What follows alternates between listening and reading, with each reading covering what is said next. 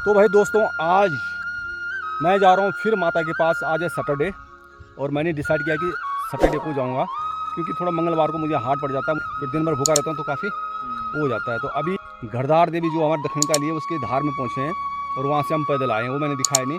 और चारों तरफ फॉग लग रही है अभी, और बहुत ही फैसिनेटेड एक समझ लो माहौल बना हुआ है। चारों तरफ जो है नेचर बड़ा सुंदर लग रहा है, हल्की हल्की फुहार ड्रिजलिंग हो रही है।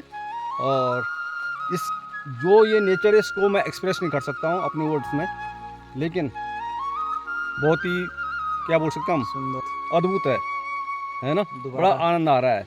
और मैं बार बार कहता हूँ ये हमारे स्कूल वाला रास्ता है, तो वो याद भी मेरी फ्रेश हो रही है। कहाँ पे? यही रास्ता है स्कूल कहाँ पे? कोयला खाल है। अब बताओ कितना हार्ड था यार, बताओ हम दौड़ दौड़ के जाते थे। और हार्ड तो आज लग रहा है ना, उस समय तो कुछ नहीं था, उस समय इजी था। कहाँ बिराना गांव से आते थे लोग। कितने 4-5 किलोमीटर ज़्यादा होगा, और चढ़ाई बताओ। और सिर्फ उकाल है। तो यहाँ से जाखाल जो है रोडी रोड 4 किलोमीटर यहाँ पर से, तो बताओ बिराना गांव कितना होगा। और यहाँ से फिर कोयला खाल चढ़ाई, और 3-4 पॉइंट जो हमारे थे रेस्ट के। एक तो ये पॉइंट है, और एक मठाना खाल जहाँ पे हम चाय पीते थे, फिर सीधा स्कूल। तो भाई बड़े वो दिन याद करके ना मन कर रहा है कि फिर दोबारा लौट जाएं, पर लौट नहीं सकते हैं अभी, नो चांस है ना। तो उस समय जो स्कूल था कोयला खाल, उसके बारे में कुछ बताइए कुछ। उस टाइम पे तो स्कूल की वैल्यू थी कि भाई वो पहला गिने चुने स्कूल थे, वो पहला और सबसे दूर था वहाँ। बाद में हमारे बाद इंटर कॉलेज बना, उससे पहले मैं हाई स्कूल था। डिस्ट्रिक्ट में नहीं था। हाँ, डिस्ट्रिक्ट में कैसे नहीं था उसके बाद पुनेटा में भी था शायद, बहुत दूर था। और रामाश्रम, यानी दूर दूर थे स्कूल। बहुत दूर। घेंगड़ से आते थे, सिमलता, तुम्हारे तनपुर, और यानी सराउंडिंग एरियाज जितने थे नज़दीक कहाँ पर सब यहीं आते थे। और देखो भाई, हम अपनी टीचर से कितना डेडिकेट थे उनके लिए। मतलब बर्फ़ पड़ रही है, हम उनके लिए लकड़ी काट रहे हैं, है ना, उनको जलाने के लिए। तो वो डेडिकेशन आज भी मुझे याद है, जो कि अब है नहीं। अब तो और वो कितना पीटते थे हम। मैंने पहले भी बताया था कि जो वो टीचर हमको इतना पीटते थे, किसी भी जो याद करने के लिए दे दिया, क्वेश्चन सॉल्व, मतलब होमवर्क नहीं किया तो भाई वो भीमल की जो छड़ी होती थी ना, उससे बचाते थे वो ढंग से। तो ये था कुछ हमारा बचपन और वो टाइम।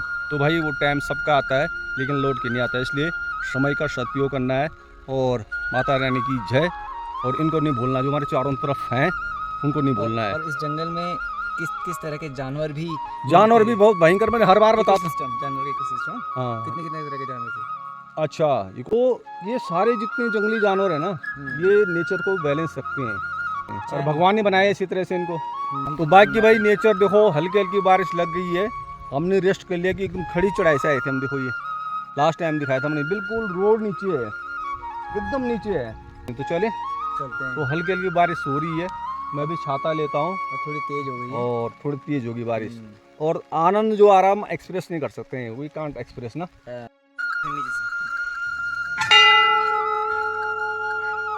तो भाई अभी पहुंच गए हम दूसरा गेट है, और बस बहुत ही जल्दी पहुंचने वाले हैं। लेकिन जो पहले था काफ़ी हमें तेज़ चलता था, लेकिन अभी हम गप मारते मारते आ रहे हैं। काफ़ी डिस्कशन चल रहा हमारा, पॉलिटिकल इशू नहीं है, सोशल इशू है आज। Social issue. तो सोशल इशू पे बात कर रहे हैं कि क्या करना चाहिए और क्या क्या होना चाहिए लाइफ में। तो मुझे काफ़ी मोटिवेट कर रहा है, मैं भी जो मेरे एक्सपीरियंस है वो मैं शेयर कर रहा हूँ।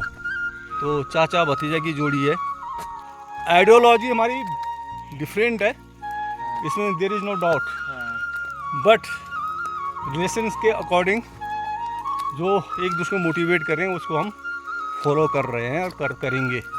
हाँ भाई, बाकी आइडियोलॉजी हमारी बिल्कुल डिफरेंट है, वो हम एक्सप्रेस नहीं कर सकते, डिस्क्राइब नहीं कर सकते हैं। लोकतंत्र में होनी चाहिए, वो लोकतंत्र में होनी चाहिए, बहुत ज़रूरी है। लेकिन जो परिवार तंत्र है उसको जोड़ने के लिए एक दूसरे को सम्मान देना, म्यूचुअल रेसिप्रोकल अंडरस्टैंड बहुत ज़रूरी है ना। ओके, तो अभी आने वाला है चौथा गेट है यार, 1 2 हाँ, 3 तीसरा अब चौथा गेट आएगा। आज ये चौथा है ना, और फिर 5वां है। तो देखो भाई, बिल्कुल माँ के दरबार के नज़दीक हम पहुँचने वाले हैं, और मौसम वही है, ड्रिजलिंग हो रही है धीरे धीरे, और अभी छाते हमने बंद कर दिए हैं और पहुंचने वाले हैं माँ के दरबार में। तो now we have reached in the courtyard of Maa Bhagwati. तो भाई हमसे पहले भी यहाँ भक्त लोग आ रखे हैं, तो हमने सोचा कि पहले भक्त हमें होंगे, बट ऑलरेडी यहाँ लोग काफ़ी फास्ट हमसे जो आए हैं पहले आए हैं। तो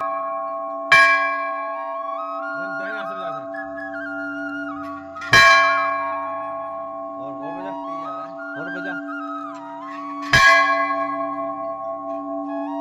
इसको देखना। कुछ घंटे ऐसे होंगे ये जो घंटियां हैं कि जो कभी बजती भी नहीं होंगी, है ना। तो ये इन घंटियों जो बजती नहीं है उनके बारे में मुझे एक याद आई। एक राम वृक्ष बेनीपुरी जो हुए हैं, साहित्यकार हुए हैं, उन्होंने एक नीम की ईंट एक लिखा, उन्होंने गद्य लिखा उन्होंने। तो उसमें जो नीम की ईंट होती है सबसे नीचे रहती है उस पर, लेकिन उसमें पूरी नीम टिकी रहती है। तो मेरा उससे कंपेयर करना मतलब है कि वो जो नीम की ईंट है ना, वो कभी दिखती नहीं किसी को, ना कोई उसे छू सकता है मकान। तो उनमें से ऐसे ही बहुत सारी घंटियाँ हैं जो कभी बजती नहीं होंगी। हालांकि नीम की ईंट तो नहीं है, लेकिन बहुत सारी ऐसी घंटियाँ होंगी जो बजती नहीं होंगी, मतलब, है ना, नहीं बजती होंगी। तो ये सारे भक्त लोगों ने चढ़ा रखे हैं और अच्छा इन्होंने डेकोरेट किया है। और ये तभी हुआ है जब से यहाँ बलि प्रथा बंद हुई है, डेकोरेशन तभी से हुआ है ये। अदरवाइज़ यहाँ पहले सिर्फ बलियाँ दी जाती थी और लोग उसी का जो है मनोरंजन के अकॉर्डिंग आते थे यहाँ पे ना। भक्ति कम और मनोरंजन ज़्यादा था उस टाइम पे।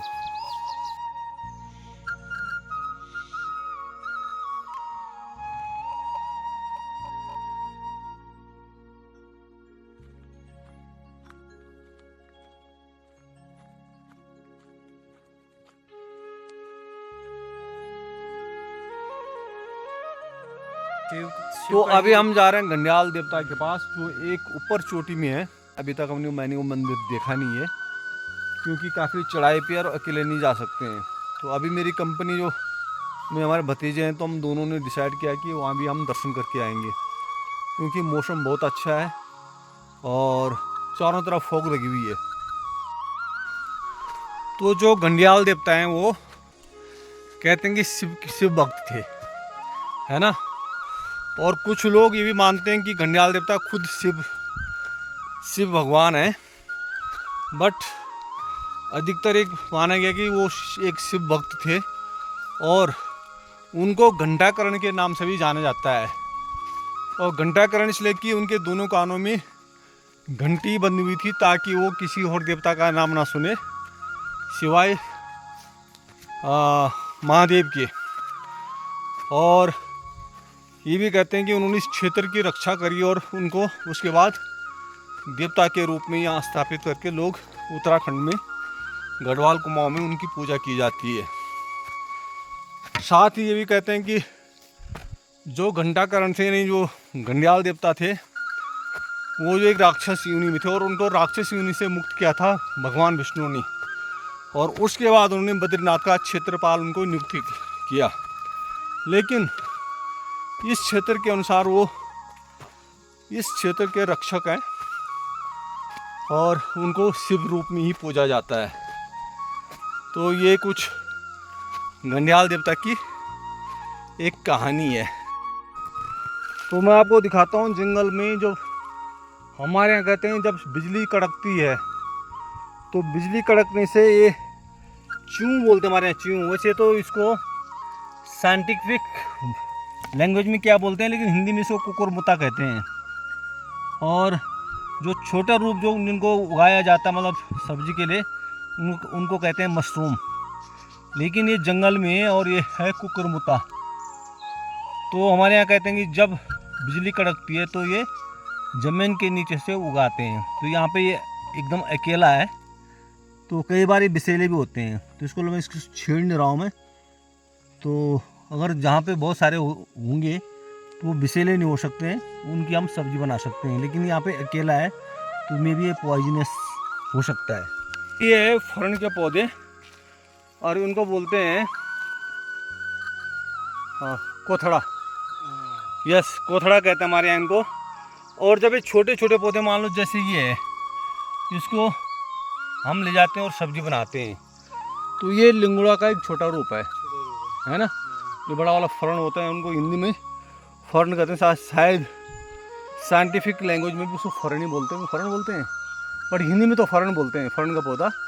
और बहुत अच्छी सब्जी होती है, बहुत हरी सब्जी। Fiddle head.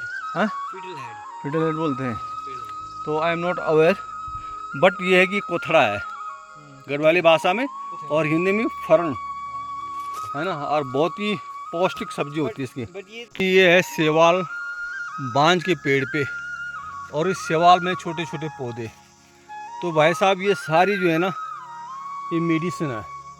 और मैंने देखा जो सेवाल है ना, ये जो मसाले बेचने वाले होते हैं उसको खा करके उसे बेचते हैं, है ना। और हम इसकी कदर नहीं करते हैं क्योंकि हमें पता नहीं है, और जब पता नहीं होता तो सही बात है, उसको छेड़ना भी नहीं चाहिए। बट कई बार जब मैं देखता हूँ उधर ये जो सेवाल होती है, सूखी सेवाल, वो मसालों में बेचते हैं, है ना। तो मुझे लगता है ये तो हम सब हमारे यहाँ होती है देखो। तो भाई अभी हमने आधा रास्ता तय किया है, और दुख की बात है कि चारों तरफ फॉग लग गई है, तो हम आपको दिखा नहीं सकते हैं।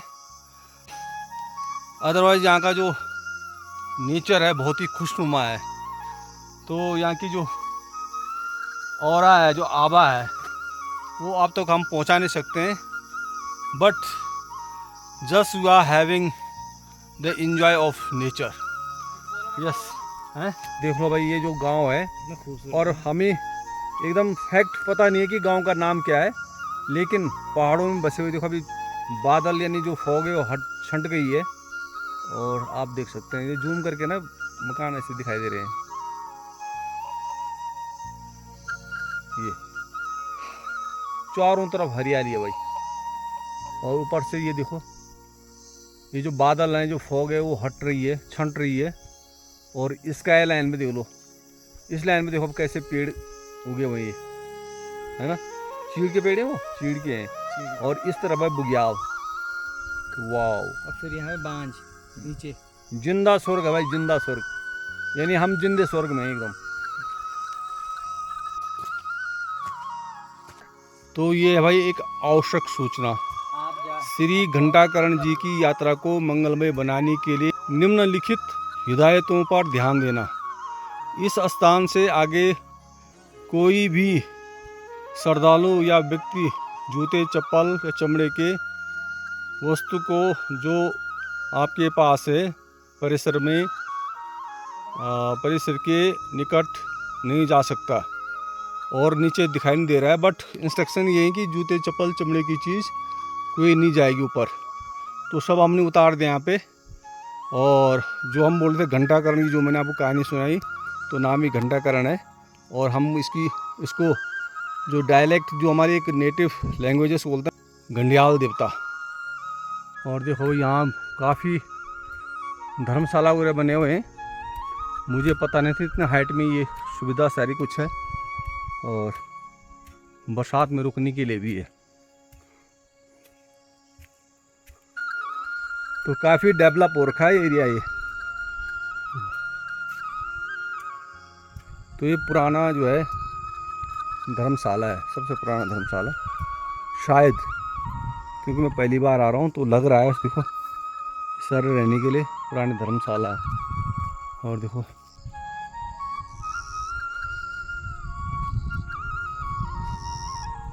ये है भाई रहने के लिए। बाकी यहाँ से जो है ना चारों तरफ दिखाई दे रहा है, वाह। तो ये है भाई नंदी महाराज। और अभी मुझे भी क्लियर हो गया कि ये जरूर शिव जी का ही एक रूप है। तो ये है मंदिर।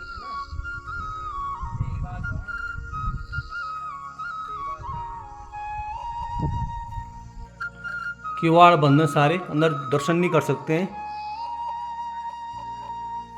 लेकिन बार बार का मैं आपको दिखा देता हूँ। और ये जो मंदिर है वो आज का नहीं है, देखो कितना पुराना मंदिर है, क्योंकि जो इसकी बनावट है, पत्थरों की जो नक्काशी है, उससे पता चल रहा है कि ये काफ़ी प्राचीन मंदिर है भाई, देखो ये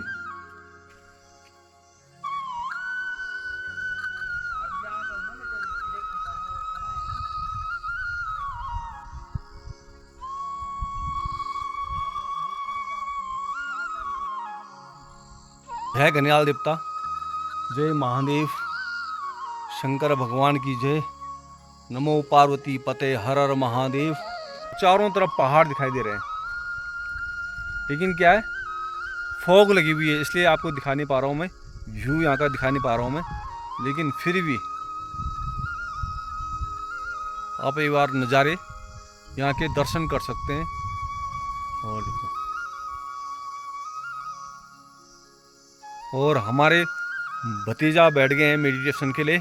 आज है योगा दिवस, और जो योगा दिवस है पूरे विश्व में यानी ग्लोबली इसको जो मनाया जा रहा है, और हम भी थोड़ा बैठ के यहाँ पे प्राणायाम करते हैं। मेरा तो डेली योगा डे है, बट इसको एक विस्तृत उसमें मनाएंगे, क्योंकि ड्रेस्टिकली जो है काफ़ी आगे बढ़ चुका है, इसको ग्लोबली इसको लोग सेलिब्रेट कर रहे हैं, तो हम भी सेलिब्रेट करेंगे आज, क्योंकि जीवन को अगर सही रखना है तो योगा इज मस्ट।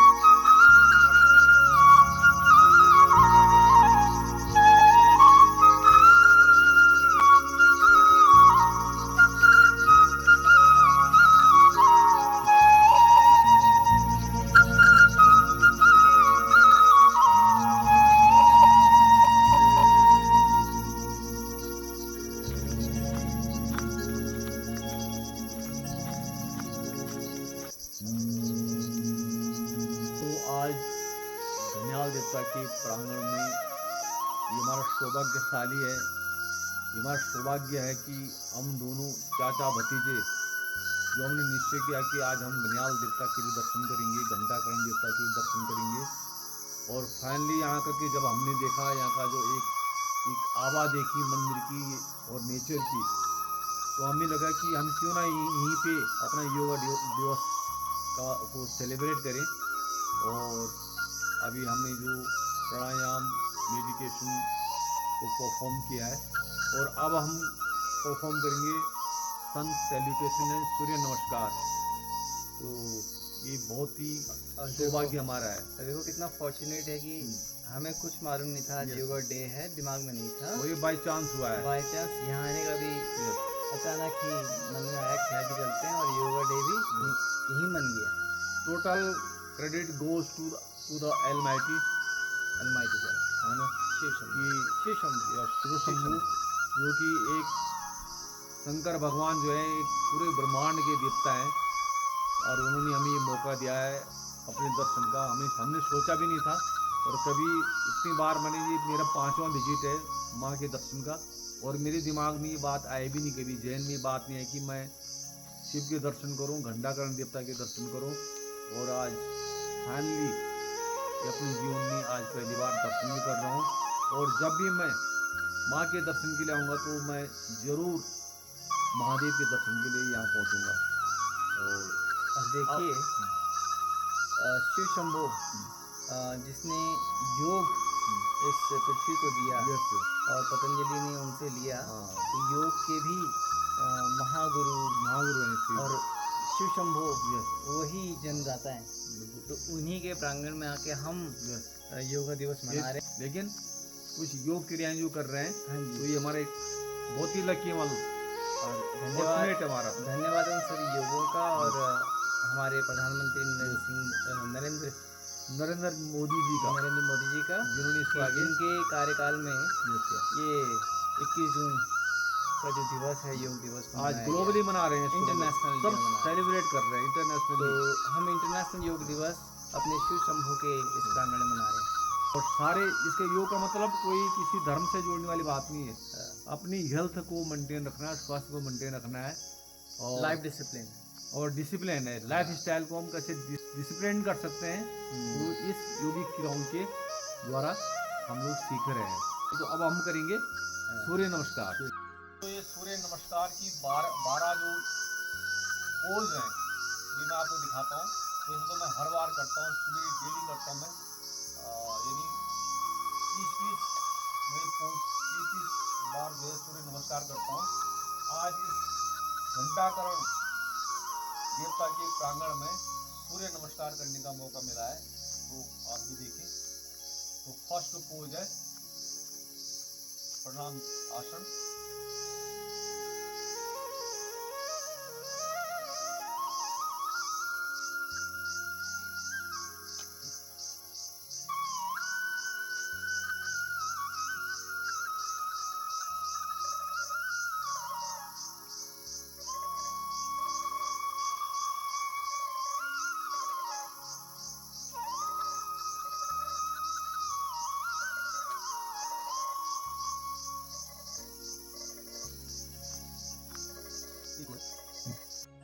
तो अब हमारे भतीजे कर रहे हैं सन सैल्यूटेशन। तो इनका जो ये मार्शल आर्ट्स के भी जो है धुरंधर हैं, तो इनका जो तरीका होता है डिफरेंट होता है। तो कैसे सन सैल्यूटेशन करते हैं, कैसे सूर्य नमस्कार करते हैं, वो मैं आपको दिखाता हूँ।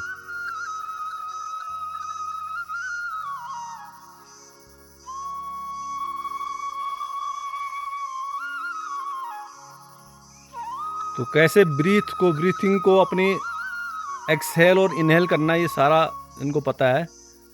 तो मैं तो इस चीज़ पर ज़्यादा ध्यान नहीं देता हूँ कि कब एक्सहेल करना है, कब इनहेल करना है, लेकिन ये पूरी क्रियाओं को ध्यान में रखते हुए कर रहे हैं। कब सांस को छोड़ना है और कब लेना है, किस पोज पे इनहेल करना है और किस पे एक्सहेल करना है।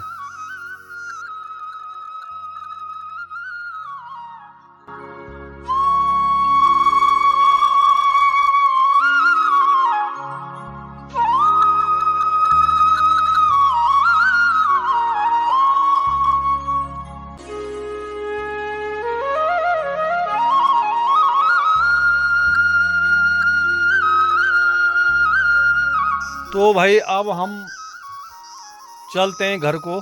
जहाँ से हम आए वहीं से निकलेंगे, क्योंकि हम कहीं ऐसा ना गुम हो जाएं। गुम मतलब जंगल में काफ़ी थिक फॉरेस्ट है ये, बांझ इनके पेड़ों का, तो कहीं हम भटक ना जाएं, इसलिए जहाँ से आए वहीं से जाएंगे। तो आज का जो दिन था बहुत ही फॉर्चुनेट हमारे लिए, फॉर्चुनेट है ना। और हमारे एक ही इज़ एन एमिकेबल पर्सन कि जो आज मुझे साथ मिला है इनका, तो I am grateful to you. एक माहौल बन गया। Yes sir. और भोलेनाथ की कृपा के बिना कभी कुछ होता नहीं। Yes sir. और आज हम जब उनके प्रांगण में आए हैं, उन्हीं के भक्त के प्रांगण में आए हैं, तो शिव शंभू का ये आशीर्वाद था कि आज योगा दिवस भी ही मनाया जाए। तो अब जब भी हम मठियाना देवी के मंदिर में आएंगे हाँ, तो ज़रूर यहाँ भी दर्शन करेंगे। कोशिश रहेगी पूरी। नहीं और करेंगे, यहीं कोई रहेंगे। ज़्यादा डिफिकल्ट हाँ। नहीं है, टफ नहीं है। तो हम भी जब माता के दर्शन करेंगे तो पक्का कोशिश पूरी रहेगी। कोशिश क्या, ये मेरा अपना तो वो है भाई, मैं तो आऊँगा। हाँ। अगर कोई कंपनी होगी तो हाँ। अकेले मेरे बस का नहीं है, क्योंकि काफ़ी थिक फॉरेस्ट है, घनघोर जंगल है। तो अगर कोई कंपनी होगी तो मैं जब भी माँ के दर्शन के लिए आऊँगा ज़रूर महादेव के दर्शन कर, महादेव की कृपा रहेगी कि अपने पास अपने शरण में ज़रूर बुलाएंगे हमको, है ना। आए भी हम पहली बार, Yes, वो भी पहली बार। योगा दिवस के दिन। योगा दिवस के दिन। नमो पार्वती पते हर हर महादेव, नमो पार्वती पते हर हर महादेव, नमो पार्वती पते हर हर महादेव।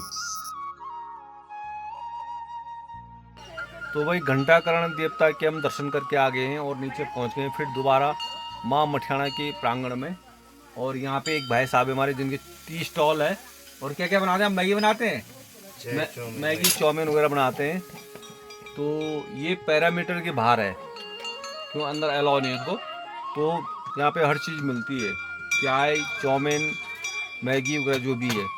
तो अभी चाय पी रहे हम, उसके बाद चलेंगे हम कहाँ से, सौंधा होकर के, नहीं डोला का डांग जो है मतलब नाम है वहाँ का। और कोट गांव से फिर चलेंगे अपने इष्ट देवता क्षेत्रपाल के पास, वहाँ पे भी धूप जलाएंगे और फिर चलेंगे घर।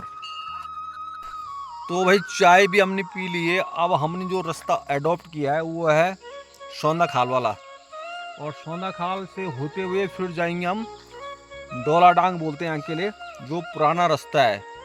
और इन रास्तों को हमने बहुत बार यूज़ किया है और वो अभी भी मुझे याद है। तो भाई ये है एक बड़ा स्टोन है, ये रास्ते में पत्थर है। और जब हम छोटे हुआ करते थे तब हम लोगों से सुनते थे कि यहाँ पे एक बार जो है कोई बड़ा प्रेतात्मा, कोई प्रेत था कोई, तो उस प्रेत ने जो है इस पत्थर पे अपने हाथ से पंजा मारा तो उसका ये क्या पड़ गया, निशान पड़ गया। ये देखो पंजे जैसे निशान है। तो भाई आज की जो जर्नी है बहुत यादगार जर्नी है।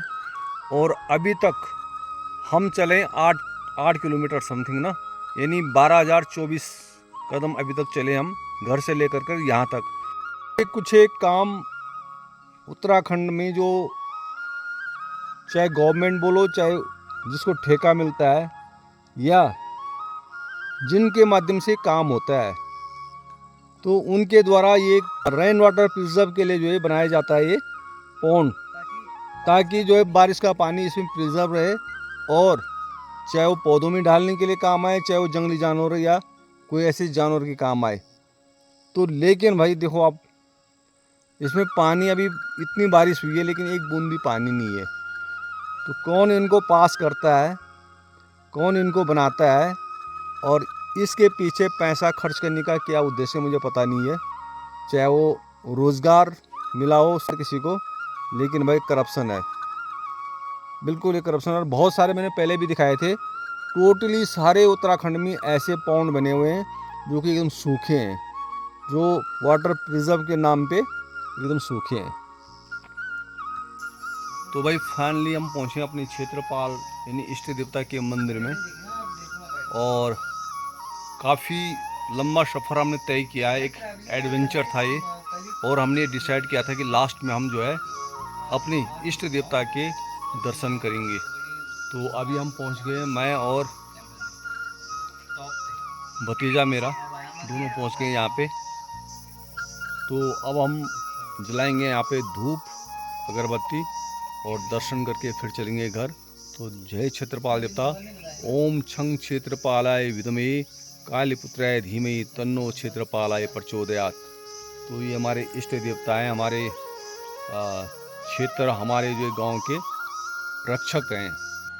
तो भाई ये जो धर्मशाला है हमारे कज़न ने बनाया, ये गांव के हैं और काफ़ी अच्छा बना है, काफ़ी सुविधा हो गई है तब से। क्योंकि जब भी यहाँ पे कोई ऐसे यज्ञ वगैरह पूजा होती है 2-3 रात्रि की, तो यहाँ पे ठहरने की व्यवस्था नहीं थी। पहले हमको टेंट वूंट लगाना पड़ता था, अब जो है प्रॉपर व्यवस्था हो गई है। पीछे बाथरूम भी बने हुए हैं और काफ़ी सुलभ हो गया है। उनके जो जिनके सौजन्य से बनाया उनका नाम, और जिनकी याद में, स्मृति में ये बनाया है, उनका नाम इस स्मृति पटल पे है। ये हमारे नागरजा देवता का मंदिर है और कई बार दिखाया मैंने। नागरजा यानी ये श्री कृष्ण का रूप है ना, हाँ उनका रूप है नागरजा। और ये भी एक हमारे गांव का मंदिर है।